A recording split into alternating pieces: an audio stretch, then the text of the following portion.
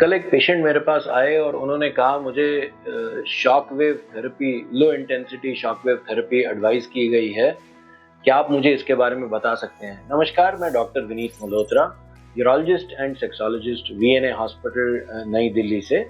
और थोड़ा सा आज शॉक वेव थेरेपी के बारे में समझ लेते हैं।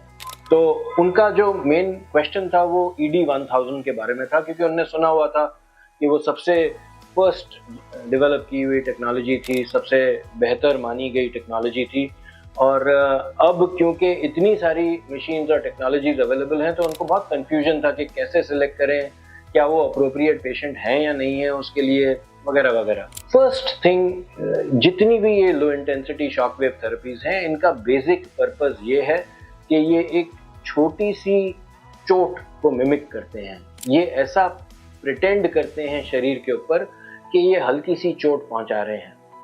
बॉडी का ये रिस्पॉन्स होता है कि वो इंजरी को रिपेयर करता है। जहां पर वो इंजरी को रिपेयर करता है तो वो नई ब्लड वेसल्स बनाएगा, जिसको हम नियोवैस्कुलराइजेशन कहते हैं। जब ये नई वेसल्स बनती हैं तो खून का फ्लो इंक्रीज होता है। सो बेसिक टेक्नोलॉजी साइंस जो इसके पीछे है वो ये है कि बहुत मामूली इंजरी का एहसास होना चाहिए शरीर को, और शरीर का रिस्पॉन्स रिपेयर का होना चाहिए, जहां पर कि न्यू ब्लड वेसल्स बननी चाहिए। इसलिए ये शॉक वेव ज़्यादा इंटेंसिटी की नहीं हो सकती, इसलिए ये शॉक वेव प्रॉपरली फोकस होनी चाहिए, इसलिए वो उसी जगह पे पहुंचनी चाहिए जहां पर इसका इंटेंट है पहुंचने का। ये सारी चीज़ें फुलफिल करने के लिए ED-1000 is a very good machine. It was one of the first machines to be developed to treat erectile dysfunction by low intensity shock wave therapy. इसके अलावा अब बहुत और मशीन उपलब्ध हैं। आपको पता होना चाहिए कि ये सूटेबल हैं कि नहीं है। ये एक सूटेबल मशीन है, ये हम कॉमनली यूज करते हैं यहाँ पर पेशेंट्स को ट्रीट करने के लिए। अब कौन से पेशेंट्स को ट्रीटमेंट की आवश्यकता है, क्योंकि आपने इसकी मैकेनिज्म इसका समझ लिया, तो ऑब्वियसली ये उन मेन के लिए तो है नहीं जिनको साइकोजेनिक इरेक्टाइल डिस्फंक्शन है। अगर ये सिर्फ और सिर्फ स्ट्रेस से रिलेटेड है, सिर्फ मानसिक तनाव से रिलेटेड है, तो ब्लड फ्लो की तो कोई इशू ही नहीं है, वहां पर इसका कोई रोल नहीं होता है। बट अगर mild to moderate vascular disease हो, यानी कि न्यू तरीके से अभी खून का फ्लो अफेक्ट होना शुरू हुआ हो, कैसे पता चलेगा? भाई पहले दवाई काम करती थी, अब दवाई का वो डोज काम नहीं कर रहा।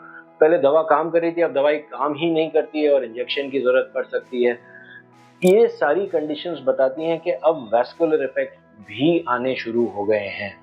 और अगर वैस्कुलर इफेक्ट आने शुरू हो गए, ये करेक्ट टाइम है यहाँ पर इसको इंटरवीन करने के लिए, ट्राई करने का। ये हर किसी में काम नहीं करती है, ये भी एक बहुत जरूरी चीज है याद रखना।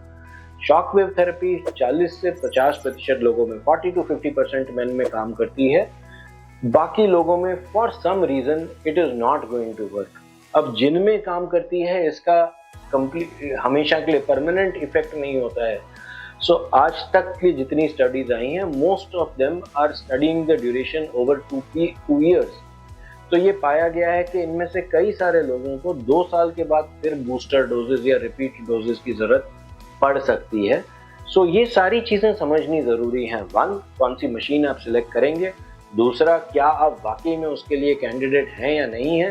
तीसरा, इसका असर कितने समय के लिए रहेगा, यदि ये रहता है, और उसके बाद आपको फिर से ये लेने की आवश्यकता पड़ सकती है। यदि आपको शॉक वेव थेरेपी रिलेटेड और भी कोई सवाल हैं, कोई प्रश्न हैं, तो हमसे संपर्क करिए। हम लोग जरूर आपकी क्वेरीज को आंसर करेंगे।